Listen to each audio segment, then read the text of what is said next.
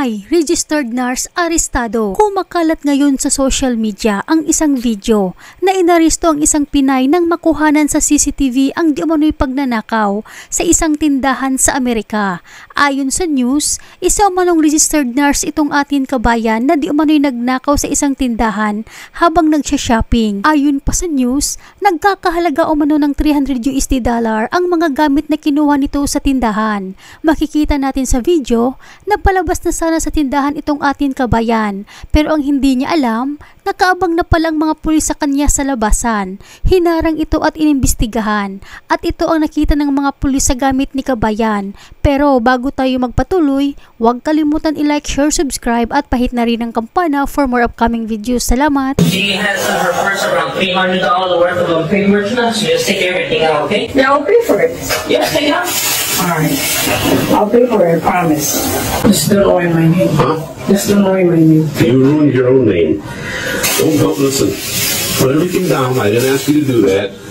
Take off that jacket for me. Put it over here. Don't go in your pockets. Listen to my instructions, okay? Okay. Stand up. Take that jacket off. Place it right over here. Right over here. Place the jacket over here. Right there. Turn around. Okay, have a seat. Have a seat. Alright. Is this your jacket? I'm sorry? Yes. It's mine too. Is this yours? Yeah. That's fine.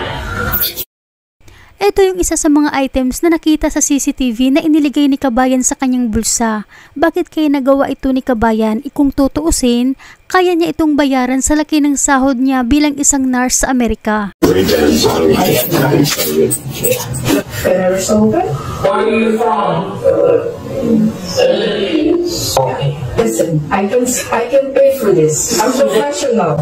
I'm professional too, and I gotta do my job. Sumaya is your middle name? Yeah. Huh? Oh, yes, sir.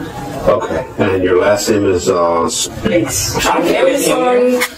No, you're saying $300. I'll pay for it. I'll pay for it. ma'am, do me a favor. Don't argue with him. Okay. Okay? Everybody has a job to do, right? Okay. This is his job, is to catch people who steal, right? If the company has an ordinance that they're not going to let anybody go past a certain amount, then that's his job to continue and follow that ordinance. Okay. It's not yours to dictate whether or not he could let you go, or now you want to pay for all the shit that you took. Okay? What do you do for a living? I'm a nurse. You're a nurse? A registered nurse? I'm a registered nurse. Okay. Let's try this again.